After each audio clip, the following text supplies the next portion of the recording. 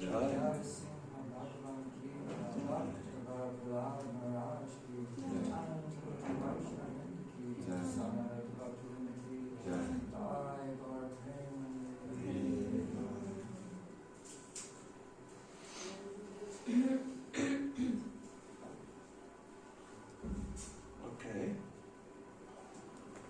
What's a good song to sing?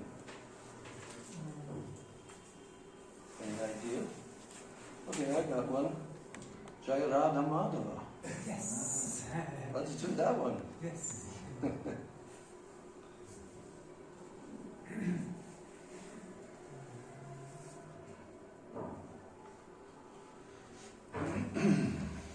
you singing? Are you singing? No.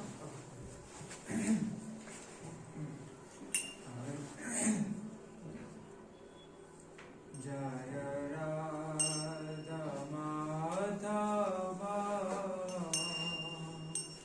Jaya Kunja Bihari Jaya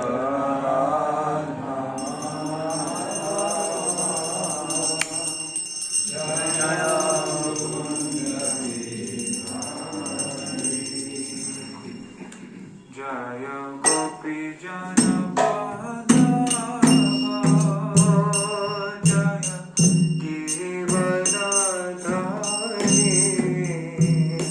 Jaya Giridharadhari Jaya Gopi Jana Madhava Jaya Giridharadhari Jaya Giridharadhari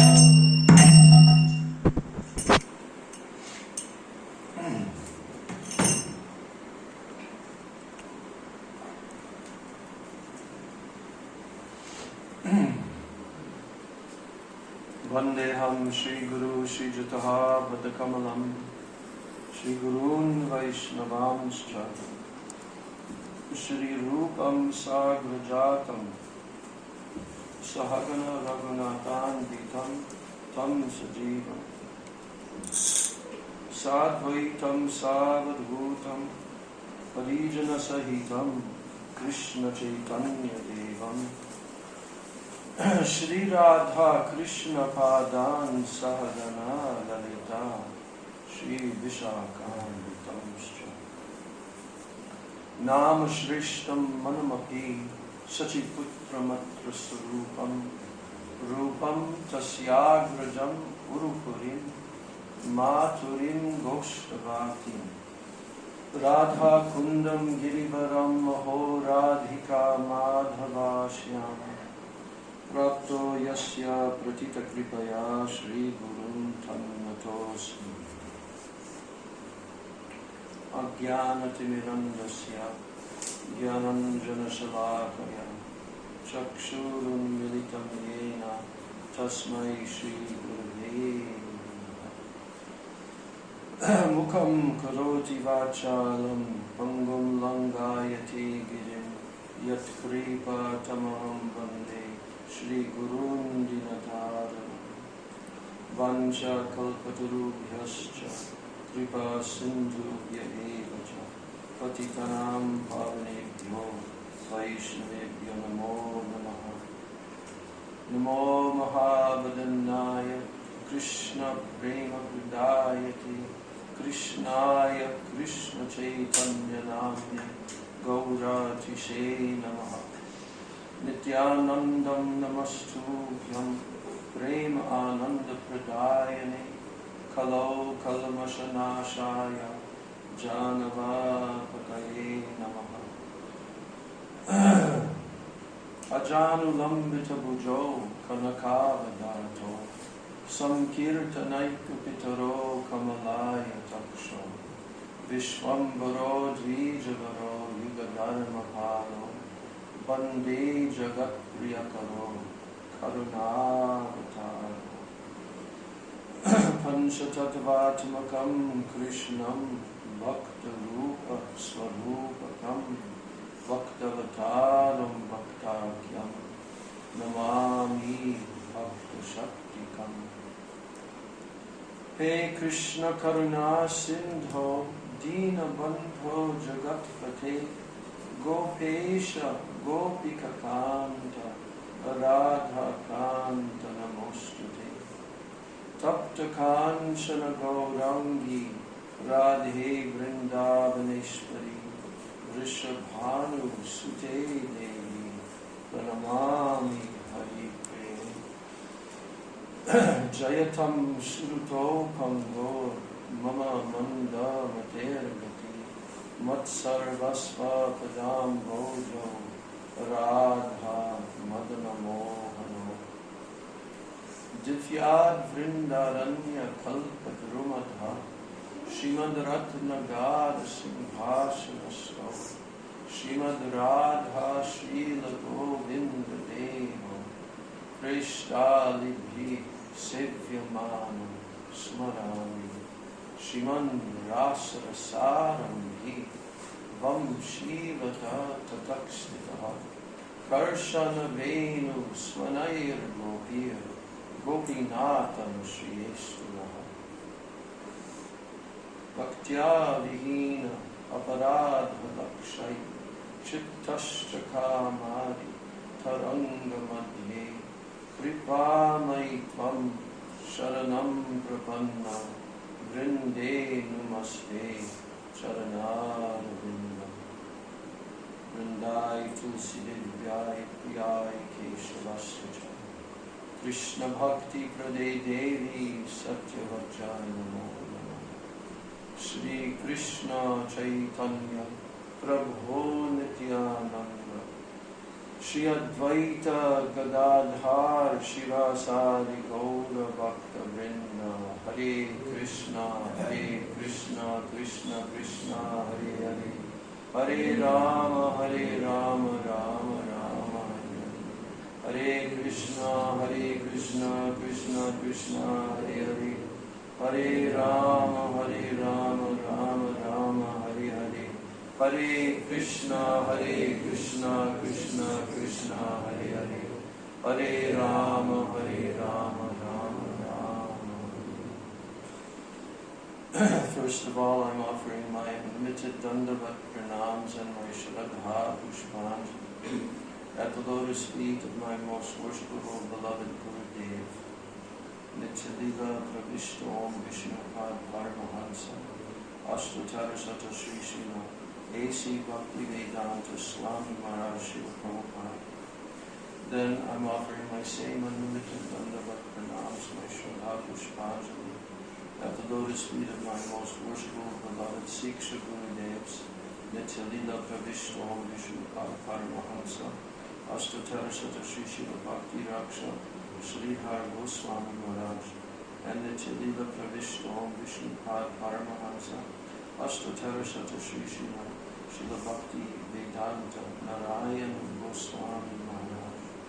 Offer my Dandavat pranams to all my Sri Sri Rupanuga Guru Varga, and my Dandavat pranams to all the Vaishnavas and to all the Vaishnavas. We took it down 1 or 2 notches. They still didn't adjust it? Okay. So, now we get to treat ourselves some more. Everyone likes treats, yes? This is the best treat, the best. There's nothing to compare with this treat. So,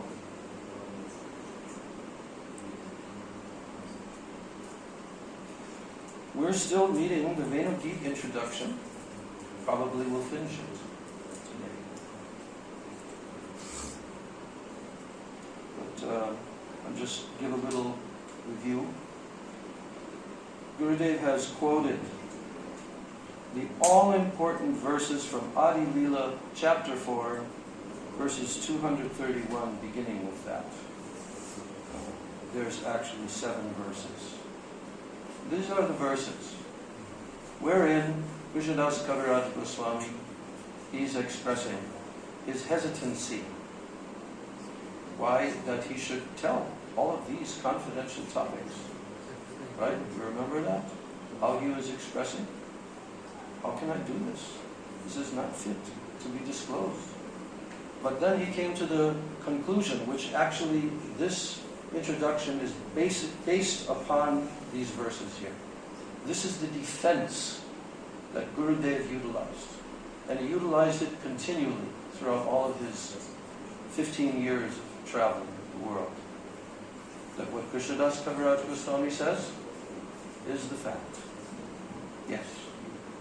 That these things should not be spoken to unqualified persons. But yet, it will happen that unqualified persons will be hearing these things. But what then happens? What occurs? What occurs? That they're hearing these things in any assembly, especially if they're in the assembly of a Mahabhagwat, Vraj Rasik Vaishnava. What happens? Actually, they can't enter. The nature of the topic is such that those who are not qualified, they cannot understand and they cannot enter. When Gurudev spoke, he was mainly speaking to who? Vaishnavas. Vaishnavas. Practicing Vaishnavas. Both Indian and Western. That's who he was speaking to. The whole crowd. Who else was he speaking to? Vaishnavas who had come through from all across the globe to attend what? Brajmandala Parikrama, Kartik month, doing austerities, trying to please Krishna, trying to relish and taste the nectar of Harikatha in the holy places, about the holy places. This is not an ordinary group of people. Okay, then you say, well, that's fine, that's in India during Kartik and Navadvip Parikrama time and so forth. But what about the rest of the world? Also, Gurudev's festivals were mainly what? Mainly, they were spoken for. Actually, the target audience of Gurudev was who? Can't hear you. Prabhupada's disciples, but also, at that point in time, there were many senior devotees who had come just after Prabhupada and had been practicing already. That was like 96. Prabhupada had departed 20 years before. So newcomers also were his target, but they're not exactly new. Gurudev wanted to give the substance. He wanted to give the essence. And he took help from Krishnadas Kaviraj Goswami to be very encouraged about doing that. And Krishnadas Kaviraj Goswami has said that what could be a source of joy greater than this? That yes, I am hesitant to disclose, but those who are not qualified cannot enter, and therefore I am rejoicing. And now I will give this. Alright, so then the verse Anugrahaya Bhaktanam, which is at the end of the 33rd chapter, 10th canto, and one of the final verses, which summarizes Sri Krishna's descent into this world. This is after describing the entire Rasa Leela. And Sukadeva Goswami is telling, Anugrahaya Bhaktanam Manusam Deham Ashrita Bhajate Tadrishi Krida Yakshritva Takparo Bhavet. This means, in order to bestow mercy upon the devotees, as well as the conditioned souls, Bhagavan Sri Krishna manifests his human-like form and pastimes, and performs such extraordinary pastimes, Rasa Leela in parentheses, that anyone who hears them becomes exclusively devoted unto him. This is our pramana. Why did Krishna come to this world? Does he have to come? Does the Supreme Absolute Truth, the Supreme Source of everything, does he have to come to this world? Is he forced like regular conditioned souls?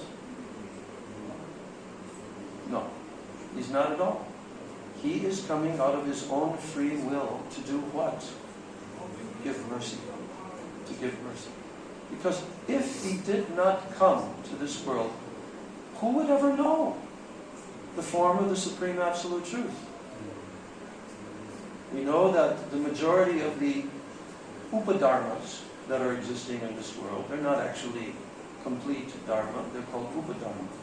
Sub-religions, Christianity, Jewish, Buddhist, all of these, they're sub-religions. They're not actually dharma per se. But they have no conception of the form of God. And therefore, because they dominate in this world, practically no one on the planet knows what God looks like. And therefore they can very easily be, what? Bamboozled by the modern scientists. There ain't no God. Or the bogus philosophers, God is dead. Huh? No. Or what to speak of Mayavadis. God has no form. You are all God. All of you are God. All of these absolutely absurd so-called philosophies, they lack any real knowledge. So Sri Krishna, in 10th canto of Srimad Bhagavatam, has now demonstrated to the entire universe, here I am. You want to see God?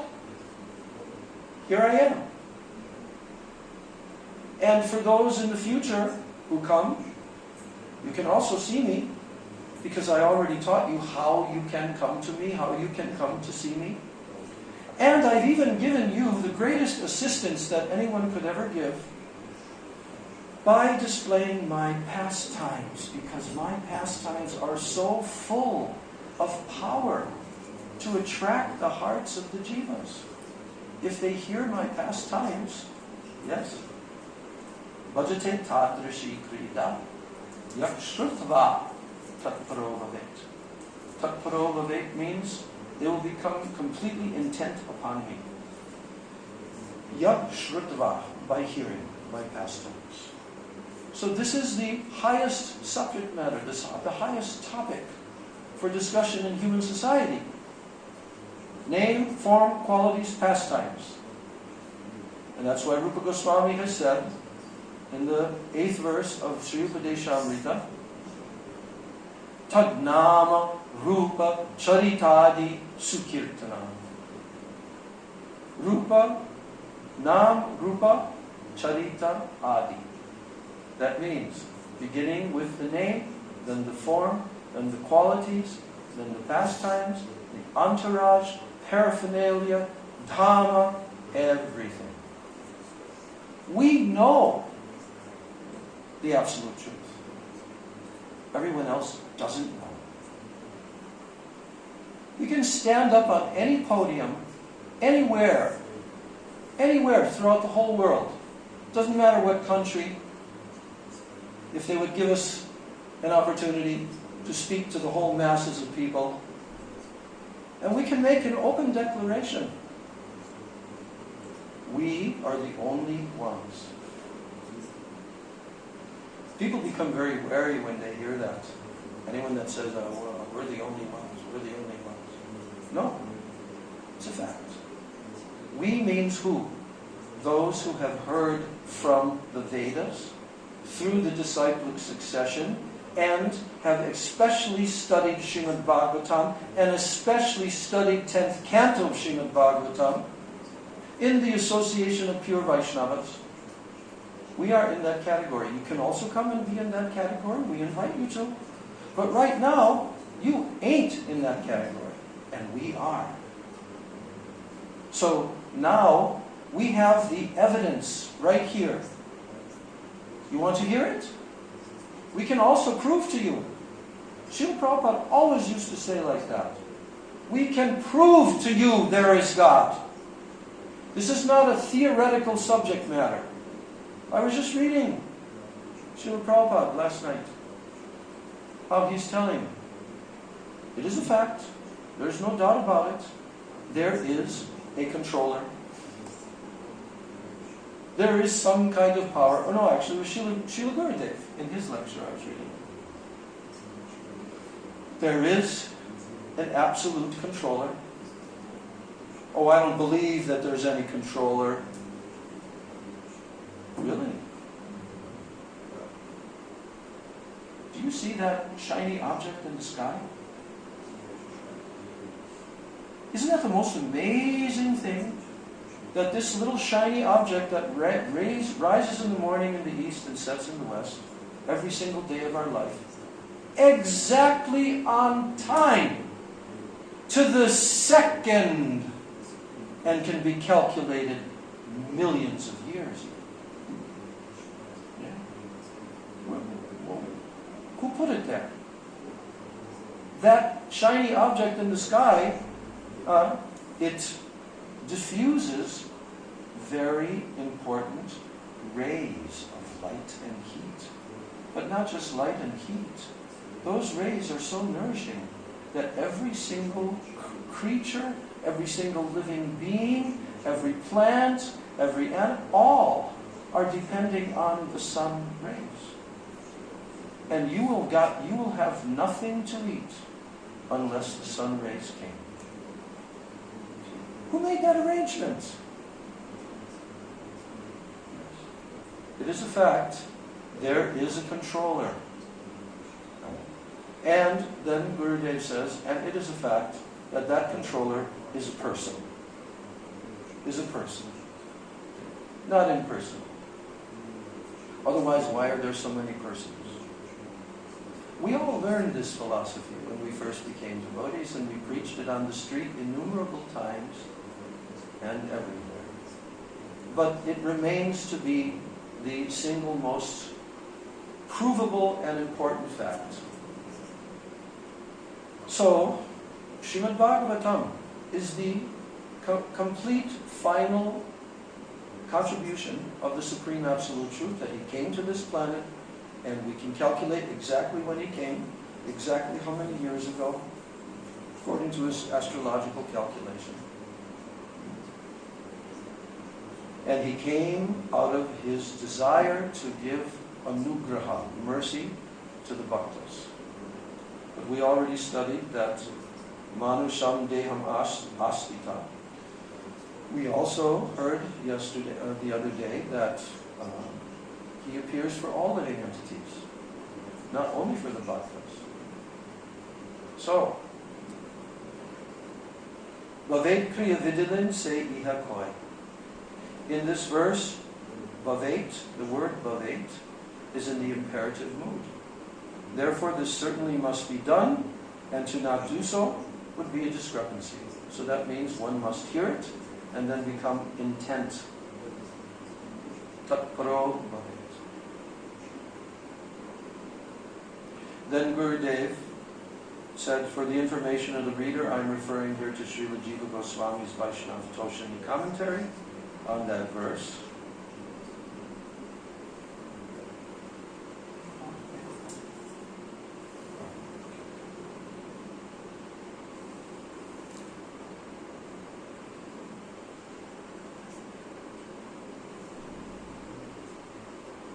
Now, in his Bhagavatam commentary, known as Bhavarta Deepika, Srila Sridhar Swami has written that what to speak of the devotees, even materialistic persons, are freed from their material absorption by hearing the Lord's pastimes. And thus they become exclusively fixed upon Him. Is that not amazing? Even ordinary materialistic persons, they become freed from their material absorption by hearing the Lord's pastimes. And then they become exclusively fixed upon Him. That's what happened to us. Then, now we're coming to another, this is where we left off. I'm reading this again. Srila Vishwanath Chakravarti Thakur explains this verse in his commentary known as Sarartha Darshani. And what is being quoted here is what Srila Gurudev is highlighting in his introduction. He says, the Lord performs varieties of pastimes to show favor to His devotees. This is Vishwanath Chakravarti Thakur. Coming in the human form of life, living entities who hear these pastimes become exclusively devoted unto the Lord. In other words, they develop firm faith in hearing the narrations of the Lord's activities. What more shall I say about the importance of hearing about Krishna's pastimes? And this Ras Leela, being fully imbued with Madhurya Rasa, it is eminently distinguished even from the Lord's other pastimes. Then he gives the example of three different objects: a jewel, a mantra, and a powerful medicine. He says, just like these three, this Ras Leela is endowed with such indisputable, astonishing potency that by hearing it, all persons in the human form become devoted to the Supreme Lord. And therefore, all varieties of devotees who hear the descriptions of these pastimes will become successful, and they will obtain supreme pleasure. Can there be any doubt about this? He says. So, a jewel, a mantra, and a powerful medicine. These three examples being given by Vishwanath Chakravarti. Gurudev will explain that a bit more. But we should understand why he's choosing these three items. Because they all have an action that becomes automatically performed even without the person having knowledge. If you put a jewel on your finger, why people in India especially, they like to protect themselves by different amulets and jewels and all that. Why? Why? We'll ask our astrologer in the room here. They mitigate the bad influences of planets. Yeah. The jewels do. Well, how does that happen? How does that occur? How can a little jewel act on a planet? Come on. There's a big planet acts on a little being here. Uh-huh. So that's there. So Wow. the rays are transmitted by a jewel corresponding to the planet. So like for the sun, we have bad influence. The sun, the ruby, will transmit it to a good influence. See? But does the wearer have to understand the technology? Not at all. All he has to do is put it on. That's all. Now we come to the other one. A jewel and a mantra. The example is used that people can actually visibly see. Snake charming mantra.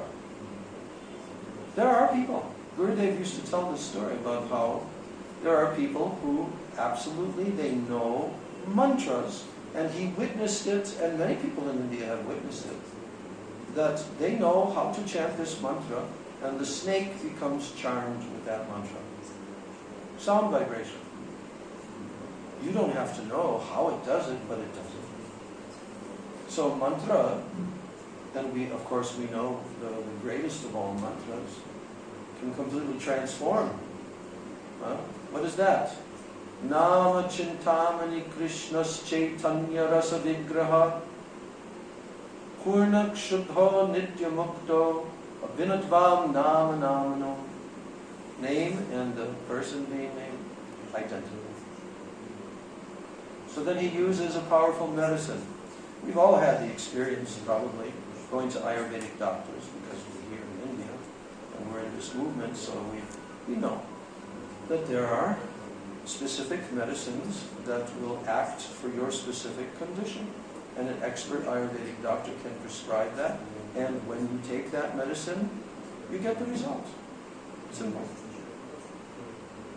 So here he's using that, and he's saying that in the same way, like these three, this Ras Leela is endowed with such indisputable, astonishing potency that by hearing it, all persons in the human form become devoted to the Supreme Lord. Therefore, all varieties of devotees, all varieties of devotees, all varieties of devotees who hear the descriptions of these pastimes will become successful and obtain supreme pleasure. Can there be any doubt about this?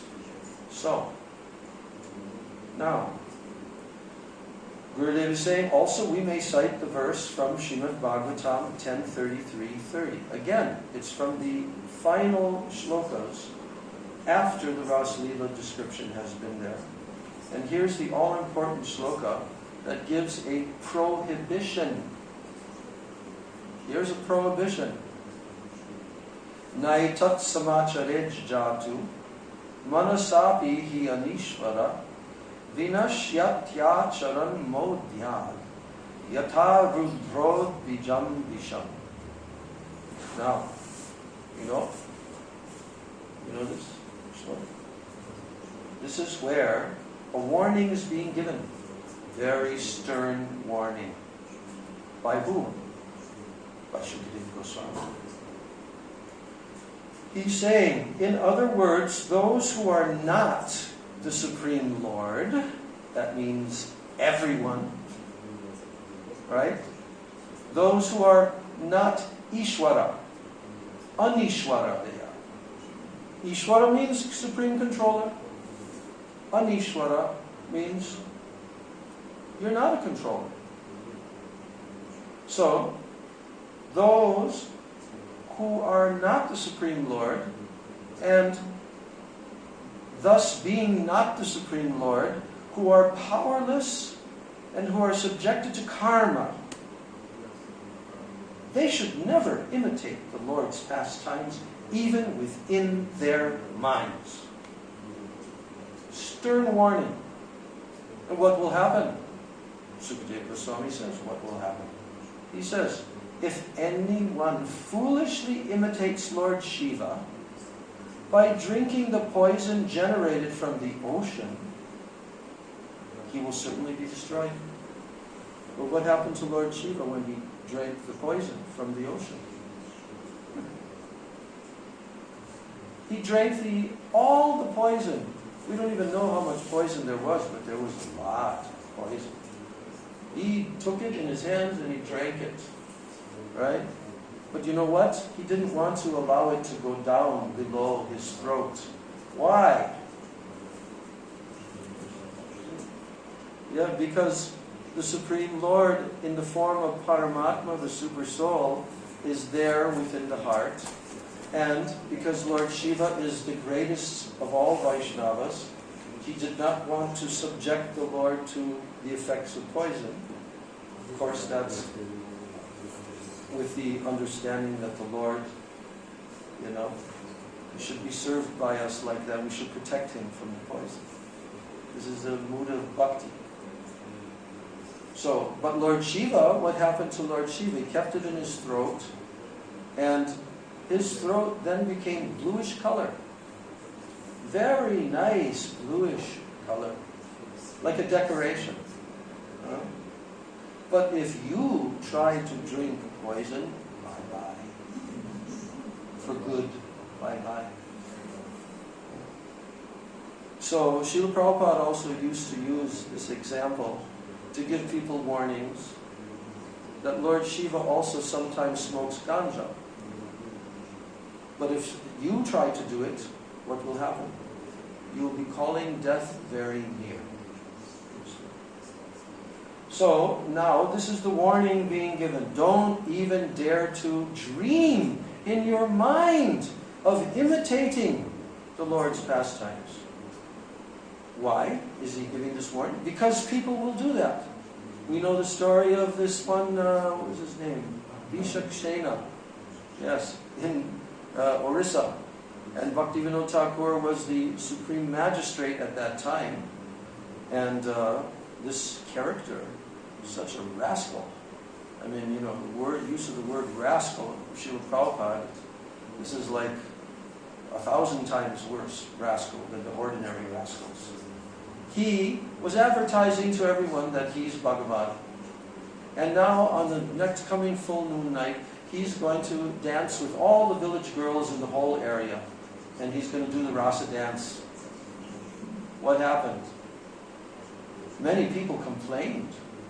Because people in India, there's a lot of Vaishnavas, especially there in Orissa. You don't do such a thing. Advertise, now I'm going to dance rasa dance. Come on, come all the beautiful girls from all the villages, come and dance with me, because I'm Bhagavan. Huh? No, but he did. He's a foolish rascal.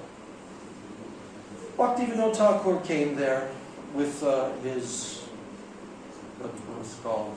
Like the police force. He had the police force with him. And this guy was a yogi. He had some mystic powers, actually. And fire used to come out of his head, so people were, oh, he must be Bhagavan. No. Fire is not proof that you're Bhagavan. Show me your universal form, dear Bhagavan. Huh? There's a lot of other ways to prove that you're Bhagavan. But just playing some magic does not prove anything. There are so many yogis. Some yogis can float on water. But does that mean they're Bhagavan? No.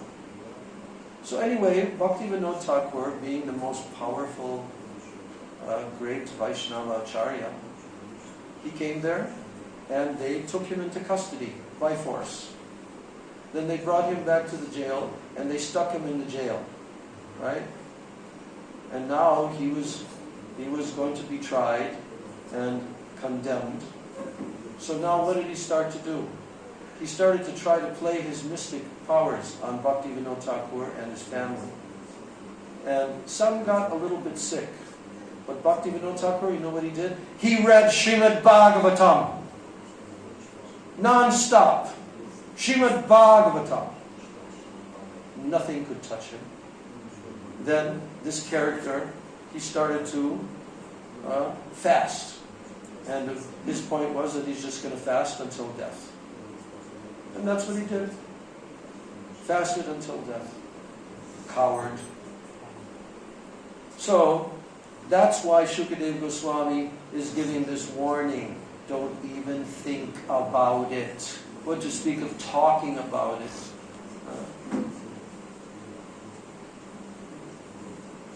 Yeah. Did he? I don't remember. Did they shave his head right in the beginning when he came? Yeah. Because the yogis keep their powers somehow in their hair. That's why our Sai, that's why big mop top. They keep their powers in their hair. But these persons will be condemned in their next life. Now. And it still goes on today. Sorry? It still goes on today as imposters. Yeah, is there a more recent one that you can cite? Right now, at this time. Yeah, and then what He's doing the same thing, advertising. Yeah, and what about the one in Vrindavan? Huh? Okay.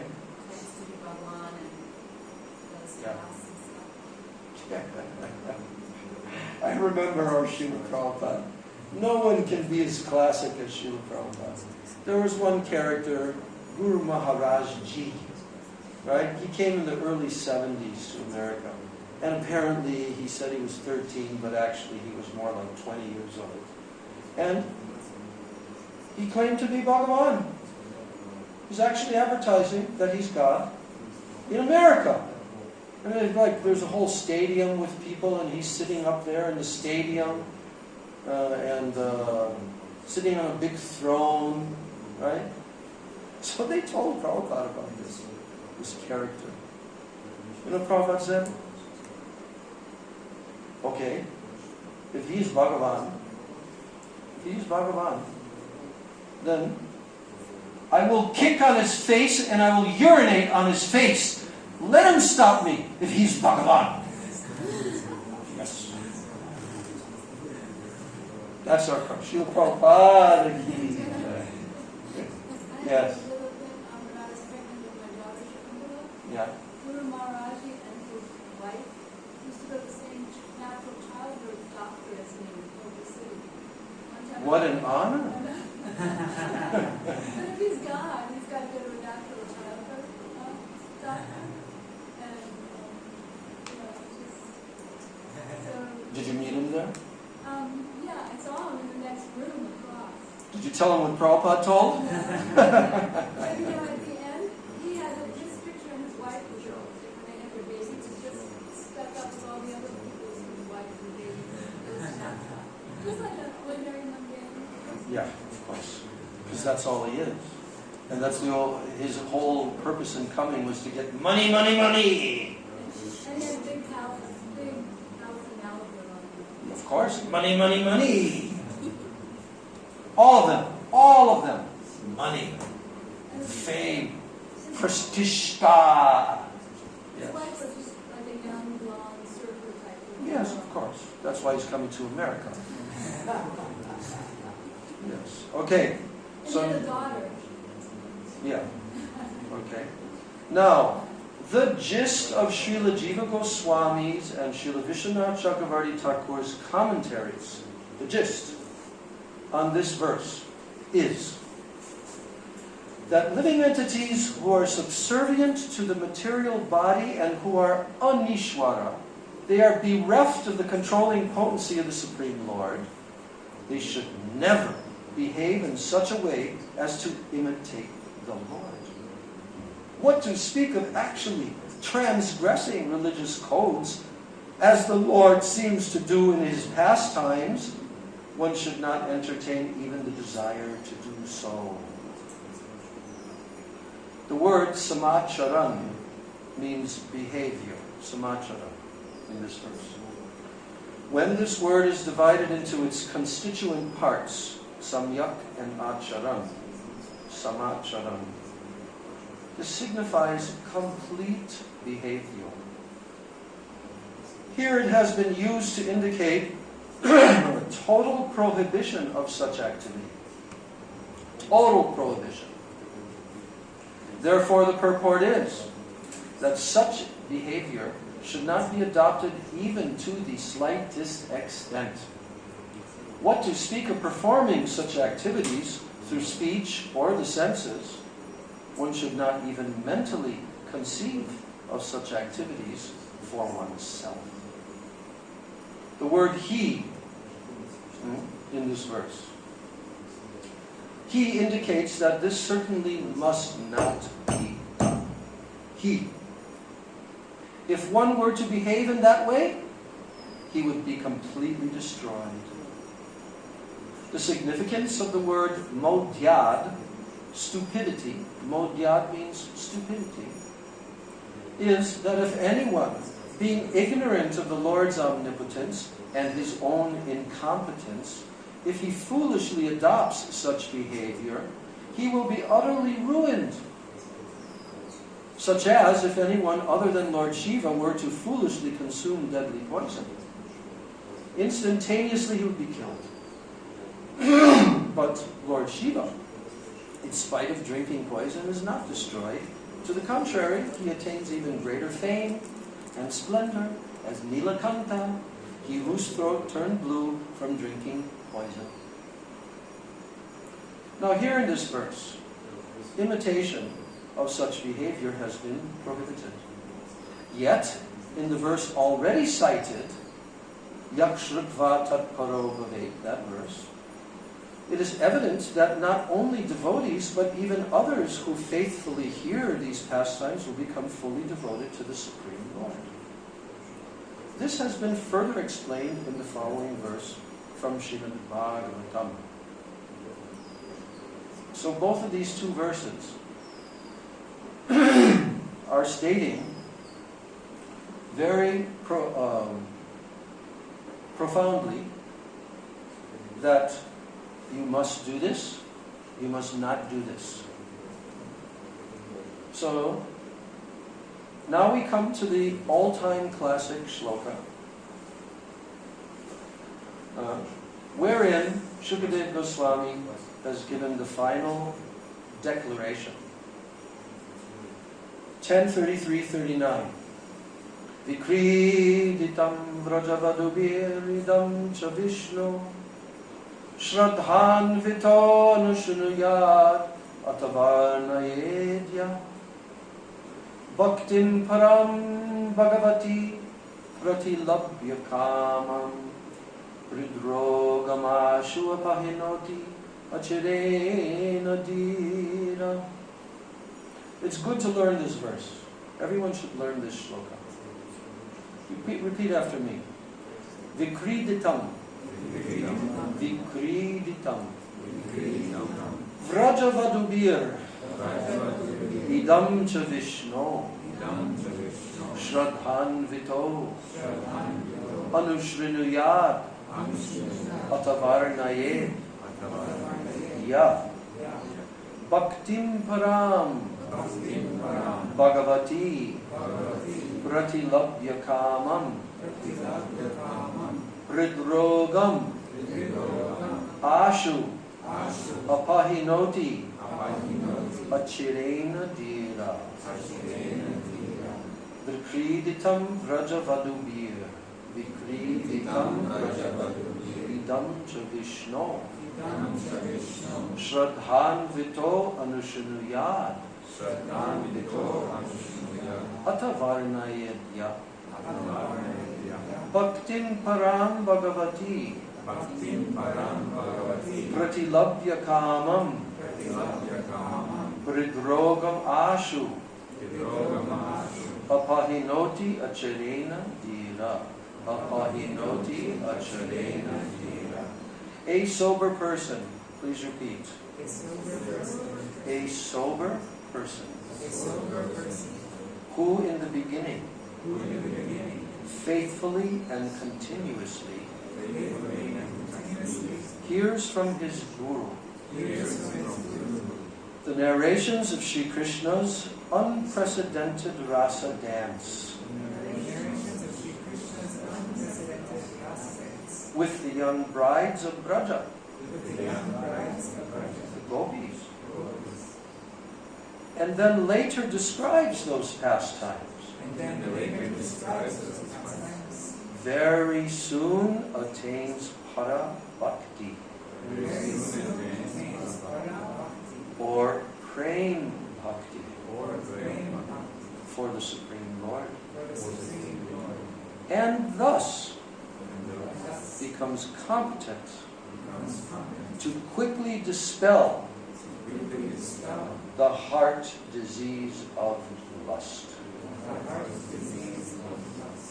So, here, Srila Jiva Goswami comments in the Vaishnava Toshani that having concluded the narration of the Ras Leela, Shukadeva Goswami became deeply immersed in spiritual ecstasy. Did you hear that?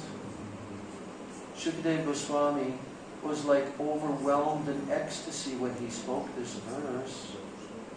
So therefore we should learn this verse. This is the conclusion.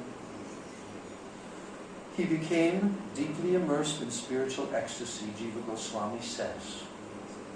In this verse he describes the fruits of hearing and chanting the Ras Leela, and thus he benedicts all future listeners and reciters. Those who incessantly and faithfully, anushinuyad, that means with faith, shraddhanvitam, incessantly and faithfully, those who incessantly and faithfully hear Krishna's Ras Leela with the young brides of Braja. What are the two adjectives? Incessantly and faithfully. What are they? Incessantly and faithfully. That means always. Incessant. Always hearing. So those who incessantly and faithfully hear Sri Krishna's Ras Leela with the young brides of Braja, and then later repeat those pastimes, quickly attain para bhakti, that means supreme bhakti, toward Bhagavan, Sri Krishna. And thus, they relinquish the heart disease of lust. Yes, here it is. No one can deny this. Here the word shraddhanvita means to hear with firm faith. That's the criterion.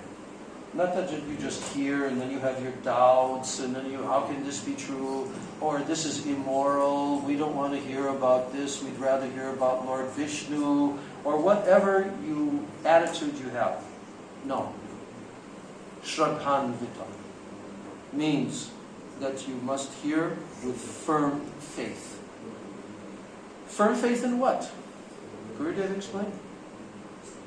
That this person, Krishna, he's the Supreme Personality of Godhead. We're not like him. He's not like us. That firm, absolute faith must be there. And you know what? It can be there even in your first days. In your first days of coming to the Krishna consciousness movement, you can have such faith. I remember. I did. I had no objections. Bhagavad Gita, Srimad Bhagavatam, Krishna says, I am the absolute truth. From me everything comes. Okay, so if you have faith and you're chanting Krishna's names all the time, you're chanting Krishna's names, then what happens? Here's what happens if you hear about the Ras Leela with firm faith. So this word has been used to prevent the offense that results from mistrust or disregard of the statements of the Shastras. This word has been used to prevent the offense that results from mistrust or disregard of the statements of the Shastra. Such negative temperament is in complete opposition to the principle of hearing with faith. What negative temperament? To mistrust that this is a fact. Or to disregard, I don't believe these statements of the Shastra, I don't believe that. This is in complete opposition to the principle of hearing with faith. It has also been used to promote, the word Shraddhanvita has been used to promote constant hearing. By its use, the importance of hearing has been pointed out. The words Ata Varnayed, what does that mean? Ata Varnayed indicates that after continuously hearing the Ras Leela, along with other special pastimes, then one will personally describe those pastimes. This is the other part of it. Hearing and then describing. And by indirect implication, it is further indicated that after hearing and reciting, one will also remember those pastimes. Yes, and take great delight in them. So hearing, chanting, remembering. In other words, hearing, chanting, remembering, experiencing delight, and so on, they are all implied by the words Shraddhanvita Anushanuyad Atavarnayed. To hear repeatedly with faith and then describe. Now the word parabhakti in this verse. Parabhakti. Everyone say parabhakti. That means supreme devotion. Para bhakti. Not ordinary bhakti. Para bhakti. This means bhakti which follows in the wake of the gopis of Braja. That is the ultimate para bhakti. Bhakti that follows in the wake of the gopis of Braja. Did you know that about this verse? That's what it's talking about. Therefore, the bhakti referred to here, it is prema bhakti, of the highest category. The word pratilabhya, which means obtained, pratilabhya, obtained, and together with the word parabhakti, which means possessing the distinctive characteristics of prema, so pratilabhya, obtained, and parabhakti, prema bhakti. This indicates that first, now here's the key. Here's the key. Mark this. This is the argument. Mark this very carefully. What do these two words indicate? Pratilabhya and parabhakti. This indicates that first, parabhakti is obtained within the heart, displaying all its unending varieties at every moment. We all just heard. What is parabhakti? It means prema bhakti, in the wake of the gopis of Braja. And thereafter, after that comes into the heart, then one quickly gives up the heart disease of lust. Not vice versa, which most people are saying. This is clearly there. This is Jiva Goswami's commentary. He's explaining. The meaning of this verse is that if you have Shraddha, Shraddhanvita, Anushanuyad, and you're hearing from the proper source, Atavarnayedya, and you're also repeating that, Bhaktim Param Bhagavati Pratilabhya, then this will come first of all, in that order, in that sequence. First, Parabhakti will come in the heart, and then after, Hridrogam ashu apahinoti acharena diya. Then the disease of lust in the heart will be destroyed. Now, the difference between kam, here in this way, in this context, kam, it means material lust.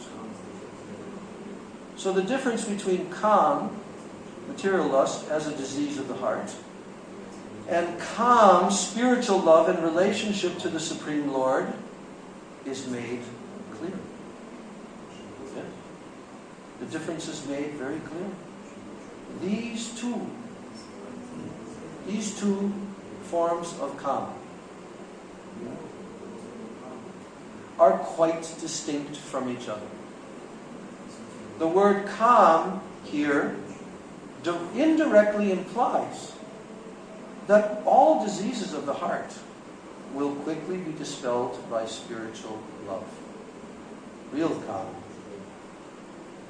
In Bhagavad Gita, 1854, it is said, one who is situated in the transcendental position, beyond the contamination of the three modes of material nature, who is fully satisfied in the self, who neither laments nor hankers for anything, and who looks impartially upon all living beings, he attains parabhakti to me. Krishna says that. Verse 54, 18. What's the Sanskrit to that verse? Brahma bhuta prasanatma na sochati na kamshati sama sarveshu bhuteshu mad bhaktim labate param. Krishna uses the word parabhakti there. Now, why is that being cited here? Huh?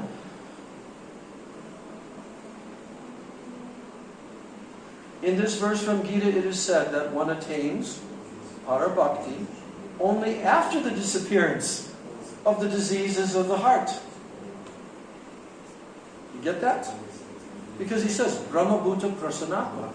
Here's the qualifications for someone to attain my parabhakti. Krishna is telling that.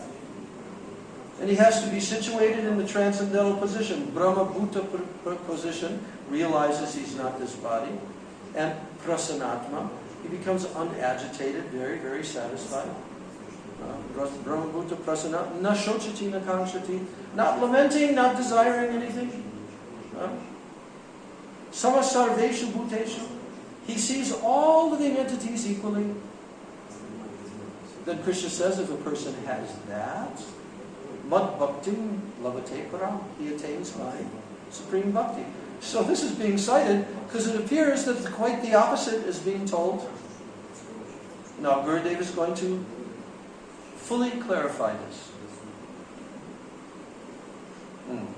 So in this verse from Gita, it is said that one attains parabhakti only after the disappearance of the diseases of the heart.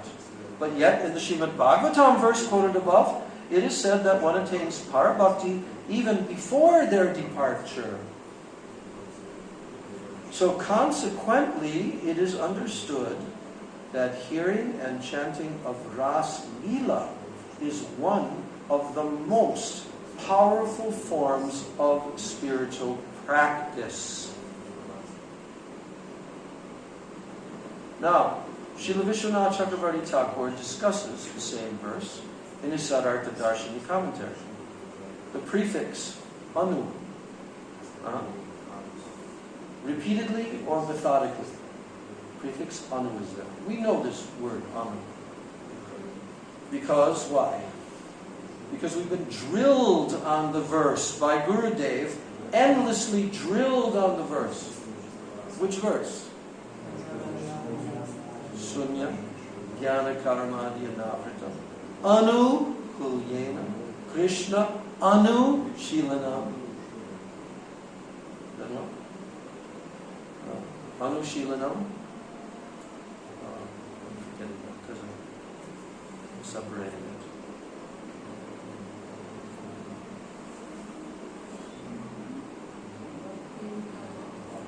Anukulyena Krishna Anu Shilanam Bhakti Ritama. And also, in the 8th shloka of Upadeshamrita, Anu, anu, anu. Remember that shloka? How does that start?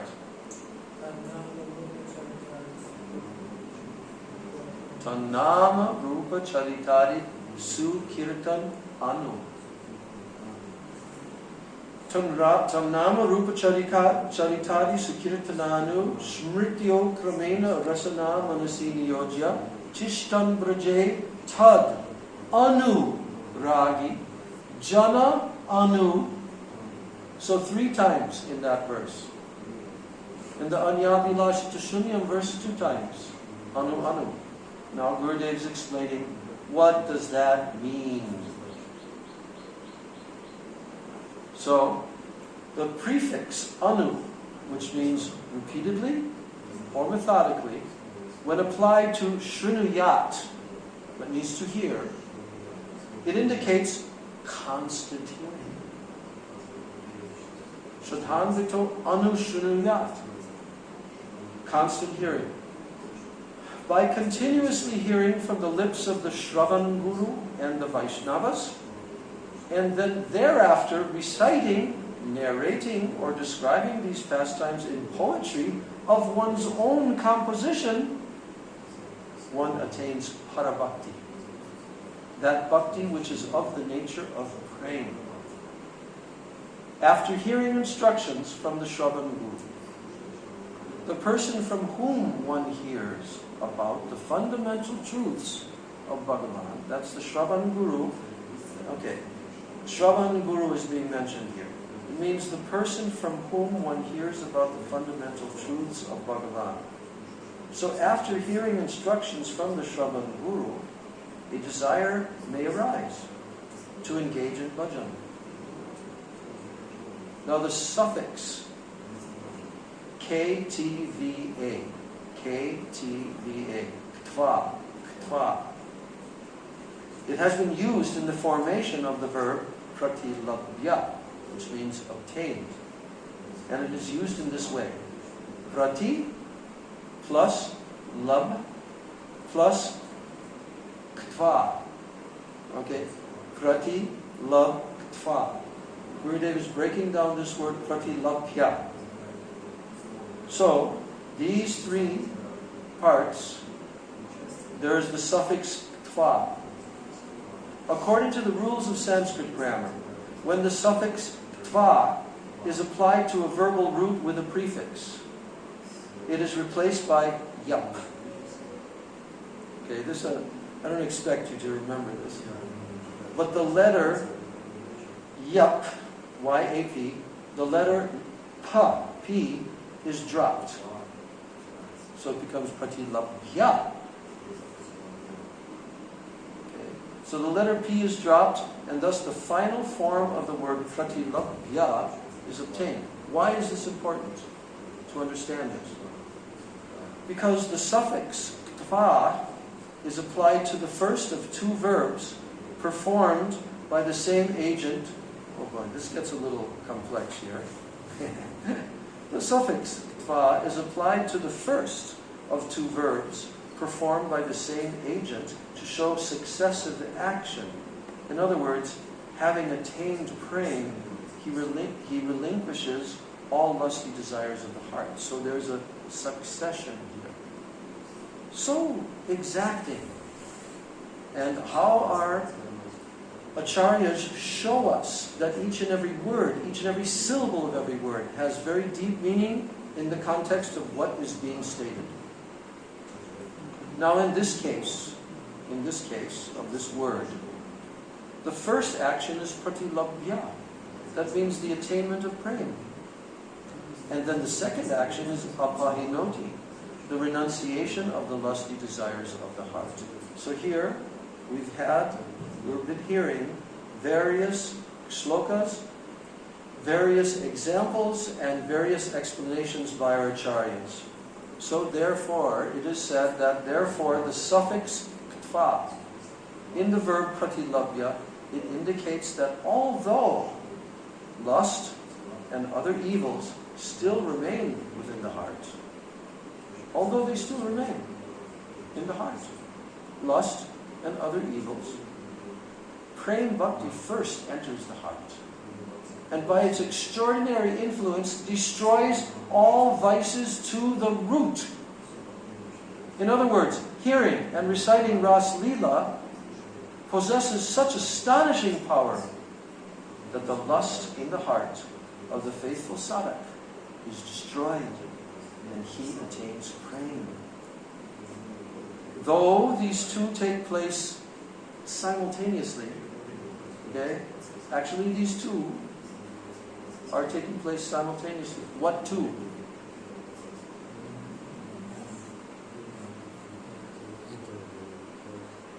So, though these two take place simultaneously, the influence of praying manifests first, and then, through its effect, all lusty desires of the heart are dissipated. Sign me up. I want this. Sign me up. What? One thing goes down as the other thing is going up. Yes, it's happening simultaneously. We can give your attempt to give an analogy and an example. But this is quite inconceivable, actually. Why? Because praying is inconceivable. The influence of praying is inconceivable. Right? And the power of Ras Leela is inconceivable. So we should be very happy that Gurudev is making this so crystal clear that even if someone tries to quote the verse from the Bhagavad Gita, hey, wait a minute, you're not telling what Krishna said in the Bhagavad Gita. Krishna says, Brahmabhuta Prasanada, you first of all have to become purified, and then you get praying bhakti. No. Why? Because we're talking about Ras Leela. This is not ordinary. Not ordinary. This is what we should get from this. To understand how extraordinary, how elevated, how supercharged with transcendental power, mercy, everything Ras Leela is. And therefore it can have such an effect on the heart. Now, listen to this. Thus, as a result of hearing and chanting the narrations of the Lord's pastimes, one first attains praying for the Lord's lotus feet, and thereafter one's heart is liberated from lusty desires and all other contamination. Thus, one becomes perfectly pure, because praying is not feeble. This is another important point. What does feeble mean? That means like an old man. Becomes very feeble, weak. Praying is not feeble. This is the reason why. Thus one becomes perfectly pure, because praying is not feeble, like the processes of jnana, impersonal jnana, or even yoga, Ashtanga yoga. Bhakti is all-powerful and supremely independent. The words hridroga, kama, hridroga, kama. This indicate that the difference between lusty desires of the heart and the calm in relation to the Supreme Lord. Hridroga, kama. This is what it's indicating, that there's a huge difference between the lusty desires of the heart, hridroga, and the calm that is in relation to the Supreme Lord. Calm, which is in relation to the Supreme Lord, is of the very nature of the nectar of praying, whereas the lusty desires of the heart are exactly the opposite. And therefore, these two attitudes are distinct from each other. This is substantiated by the use of the words hridroga kama. That's why it comes in that sequence. Now the word dhira, because you know, that's the last word in that verse. Achirena dhira. What does dhira mean? Do we have another verse that says dhira means sober. Why the English word sober is used? Why? Because the conditioned souls are absolutely mada. Kam, Krodh, Lobha, Moha, Mada, Matsari. Mada means they're completely intoxicated with material desires, lust, everything. So, the word dhira means pundit. Pundit. Or one who is learned in the scriptures. One who refuses to accept the claim of this verse and who thinks. This is how he thinks, quote, "As long as the disease of lust remains in the heart, praying cannot be obtained." So one who refuses to accept the claim of this verse, and he thinks like that, that person is said to possess an atheistic temperament. Atheistic temperament. One who is free of such a foolish, nihilistic mentality, he is known as a pundit, or a sober person, dhira. And consequently, only those who have firm faith in the Shastra are known as dhira. No one else. You want to become dhira? Firm faith in Shastra. Those who have no faith in the statements, what? Specifically the Rasa Shastras. Well, yeah. But here, this is including the others as well. Sure. But it's being applied specifically in terms of Ras Lila and Rasa Shastras. So, consequently, only those who have firm faith in the Shastra are known as dhira. And those who have no faith in the statements of the Shastras are atheists, and they are offenders to the holy name. Such persons can never obtain praying. Consequently, in the hearts of the sadhaks who firmly believe in the statements of the Shastra, faith arises. Faith arises by hearing Ras Lila and other narrations. Only in the hearts of such faithful devotees does praying manifest its influence as a result of hearing narrations of Krishna's activities. Only in their hearts. Therefore, lust and all evils present within the hearts of the devotees are destroyed to the root. Now, Srila Vishwanath Chakravarti Thakur's commentary on Srimad Bhagavatam 10:47-59, it is also relevant to this discussion. There it is stated that that bhakti is the only cause of superior qualities found in any individual. Did you hear that? Vishwanath Chakravarti Thakur is saying that it is stated that bhakti is the only cause of superior qualities found in any individual. Anyone. There is no other cause of any superior qualities being found in any individual except for the presence of bhakti. That's all. Only bhakti. Austerities, tapasya, austerity, learning, gyan. All of these are full of pride and arrogance, actually. Austerities, learning, knowledge, and so on, they are not the cause of superior qualities. Although bhakti is itself of the highest excellence, it does not appear only in the most exceptional individuals who are endowed with all good qualities. On the contrary, it may manifest or remain even in the most condemned and vile persons. What? I just have to think for a moment about this statement. This is so extreme.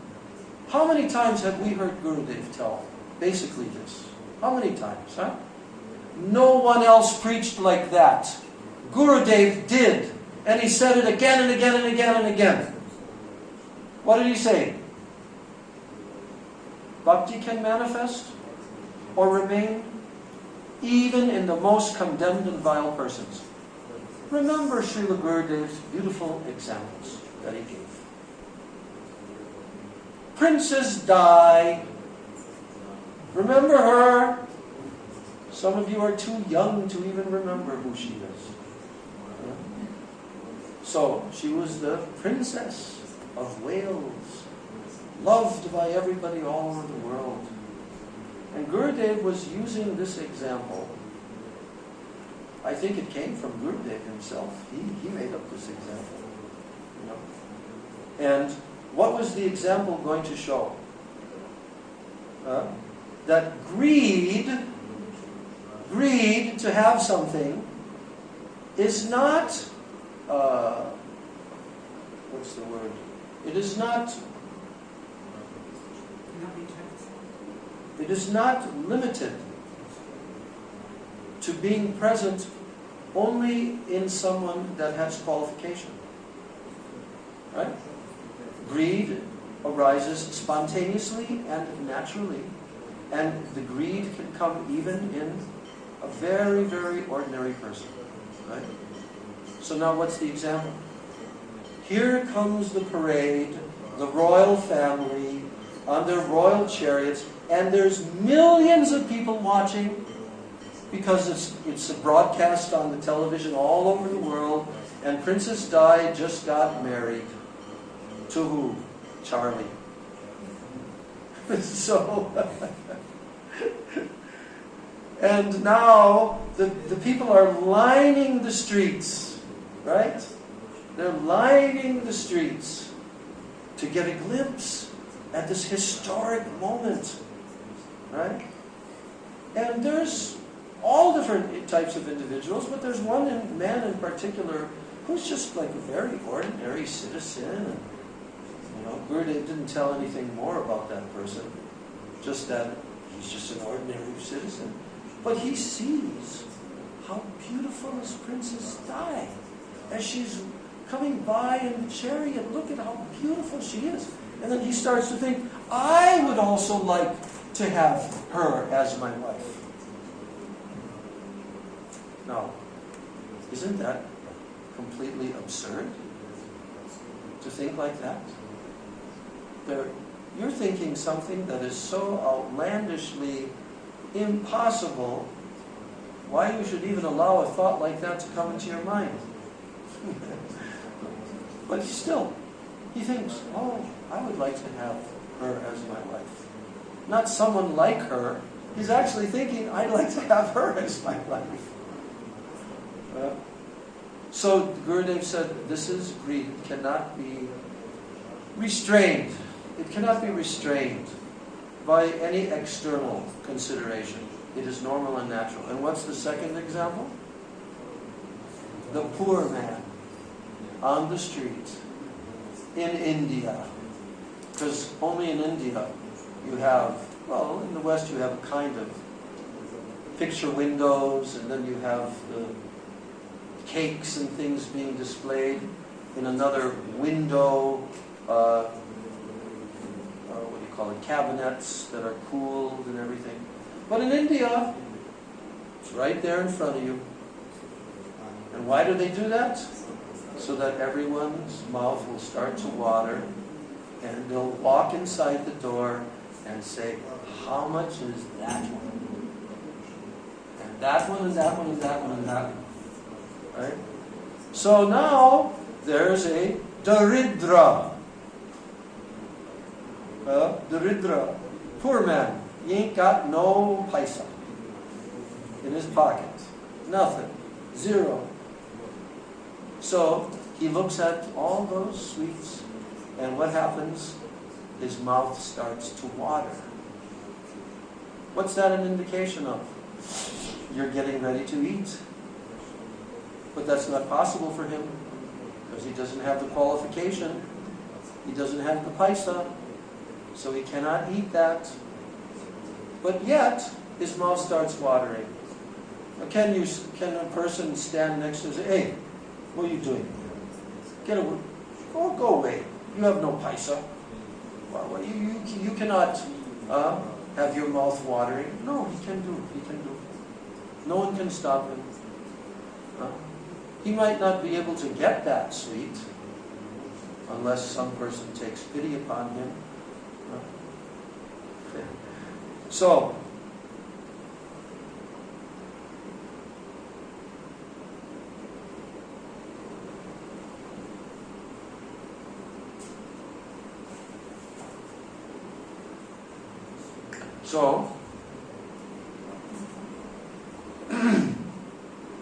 in the Vishwanath Chakravarti Thakur's commentary, it is stated that bhakti is the only cause of superior qualities found in any individual. Austerities, learning, knowledge, so on, they are not the cause of superior qualities. Although bhakti is itself of the highest excellence, it does not appear only in the most exceptional individuals who are endowed with all good qualities. On the contrary, it may manifest or remain even in the most condemned and vile persons. And furthermore, it causes thoroughly wretched and fallen persons to attain all good qualities, to become worthy of the respect of all, and to attain the highest and the most rare association. So for this reason, the opinion that Bhakti Devi enters the heart only after all the base propensities and desires, anarthas, offenses, lust and other diseases of the heart have been eradicated, this opinion is not appropriate. On the contrary, by the mercy of the Supreme Lord or the devotees, or by faithfully executing sadhana and bhajan, daily practices of worshipping and meditating on the Lord to achieve love of Krishna. That's in parentheses, sadhana and bhajan. So he's saying, by the mercy of the Supreme Lord or the devotees, or by faithfully executing sadhana and bhajan, this rare bhakti enters the heart first. And then all unwanted tendencies are automatically dissipated. This conclusion is thoroughly agreeable.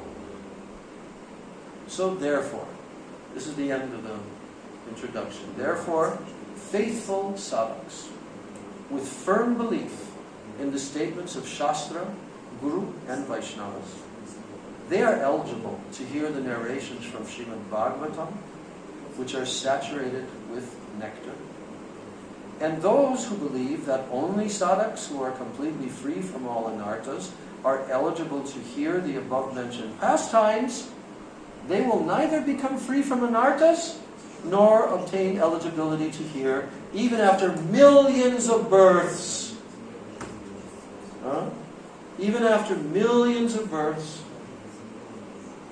And here's the last paragraph. Another point to consider is that if this argument is accepted, then we sadhaks, who are still affected by anarthas, although possessing faith, could never read or hear the sacred books of Rasik Gaudiya Vaishnavacharyas, like Sanatana Goswami, Rupa Goswami, Vishwanath Chakravarti Thakur, Bhaktivinoda Thakur. If this argument was accepted, you understand the point that's being made here? That only when you become free from those, then you can hear? Then he says, the sadhaks, we sadhaks, who are still affected by anarthas, although possessing faith, could never read or hear the sacred books of the Rasik Vaishnavacharyas. No, can't. This means that we would be forever deprived of the extremely confidential and elevated truths of bhakti expressed by these acharyas. There would be no possibility that the sprout of greed for Raganuga Bhakti would ever be awakened in our hearts. We would be forever cheated of that which was not previously given, the Prem Ras, of the most munificent Sri Sachi Nandam, he who bestows Krishna prema. We'd be forever cheated. You want to be cheated? Then don't believe such statements. So, what then would distinguish the Sri Gaudiya Vaishnavas who have taken shelter of Sri Chaitanya Mahaprabhu from Vaishnavas of other disciplic lines? And a third point to consider. Oh, I was scrolling. There's one more verse being quoted. Okay. The third point. No. Another point to consider. No, that we just read. Okay. A third point to consider is this. Chaitanya Charitamrita Madhya 8, verse 70. Krishna Bhakti Rasa Bhavitamati Kritam api kutopi labhyate Tatra lolyam api mulyam ekalam Janma koti sukritairam labhyate. Here the words lolyam api mulyam ekalam. This means that indeed the only price is greed. Lolyam. This indicates that this supremely rare greed cannot be aroused even by pious activities accumulated over millions and millions of births. Then how can this greed be obtained? The words Krishna Bhakti Rasa Bhavitamati, they indicate one whose intelligence or whose perception has been awakened toward Krishna Bhakti Rasa, whose intelligence and perception has been awakened toward Krishna Bhakti Rasa, the nectar-filled loving service to Krishna. Here, the implication is that by faithfully hearing the narrations of Sri Krishna's pastimes, saturated with rasa from the lips of Rasik Vaishnavas in whom Krishna Bhakti Rasa has arisen, or by faithfully and attentively studying the literatures related to the pastimes of Sri Krishna composed by them, this greed may be obtained. And besides this, there is no other means. And some maintain, now we're at the end.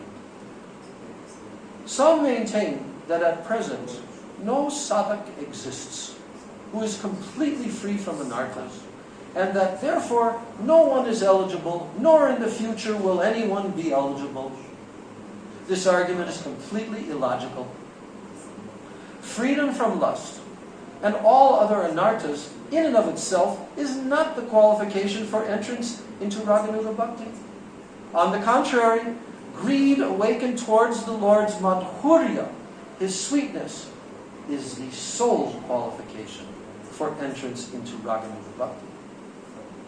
Nor is there any certainty that by routine observance of the limbs of Vaidhi Bhakti alone, that greed toward Raganuga Bhakti will automatically awaken. They think like that. I won't say who. They think like that. No, forget Raganuga Bhakti. No, just do this, because then automatically the greed is going to awaken. No. What does Gurudev say about that? There is no evidence of this anywhere. What does he say? There is no what? Evidence of this anywhere. Anywhere. We don't have to try to undergo a study. Is there any evidence anywhere? No. They've already concluded that.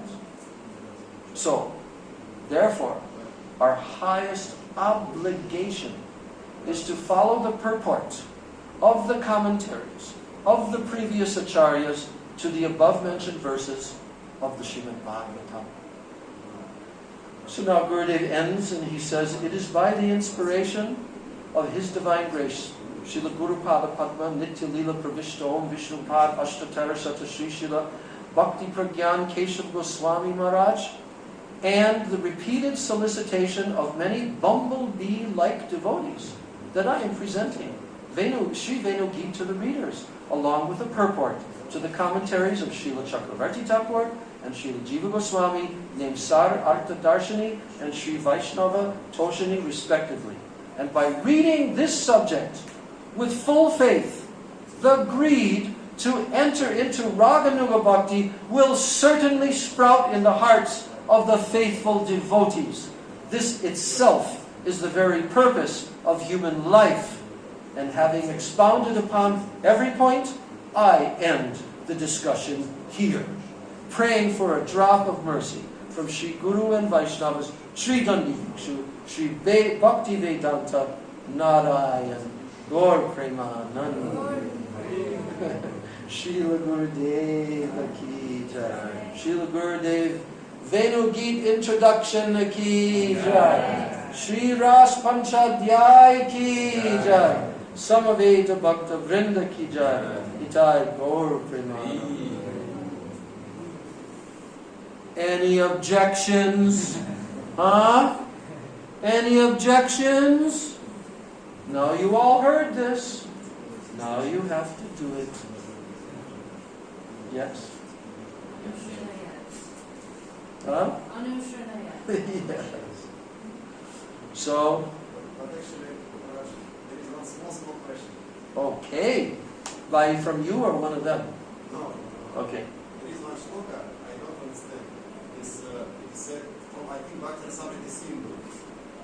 It said that how Krishna can be situated in the heart if there is such thing as lust, envy, greed, and how Buddha can enter this heart. Yes. So it's quite also the opposite. Yeah. Yeah, because that shloka by Rupa Goswami, he's giving that shloka to point out they can't be there at the same time. Krishna himself wants to come into your heart. But if there is all of these other, what is that? It says fear, anger, lust. Shoka Marshad, yes. Akranta, yes. So, but that is not discussing the methodology. Now the methodology is here. And again, we will refer to the 5 shlokas, but especially the first 2 shlokas of the 2nd chapter of Srimad Bhagavatam, 1st canto, wherein it is told there, Shrinvatam Swakata Krishna. By hearing about Krishna, what happens? Krishna, in the form of the Harikatha, comes and cleans your heart. That's how it will happen. But don't think that if you're overwhelmed by lust, anger, greed, all of this, that Krishna himself is going to come and sit in your heart. No. Krishna will come. That's why the whole pastime of Gundicha Marjana is shown by Chaitanya Mahaprabhu. That your heart has to be completely clean. Then Krishna will come and sit in the heart. But this is talking about bhakti. Okay? And bhakti is the means through which it is going to happen. Okay?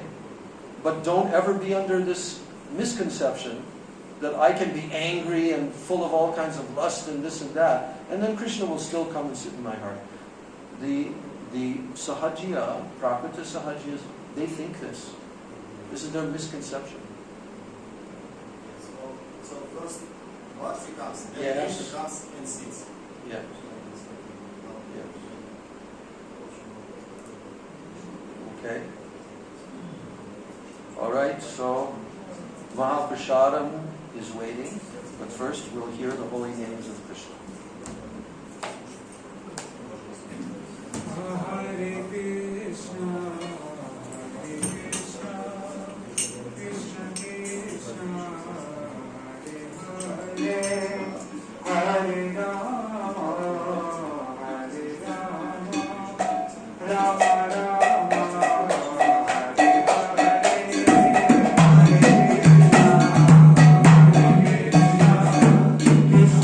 Krishna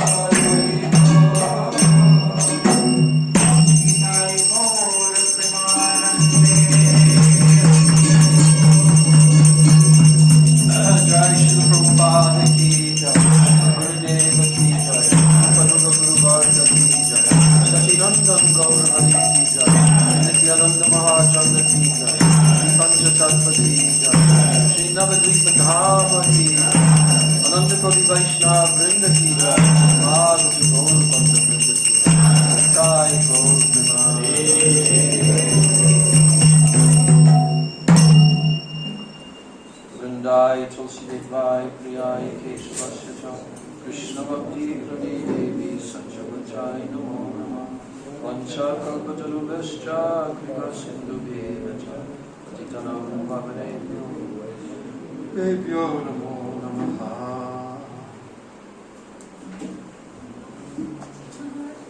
Today is my daughter's 48th birthday, and I brought sweets that are offered to the deities Okay. that I'd like to distribute. Distribute. Give. And I'll give you yours at lunch. Yes.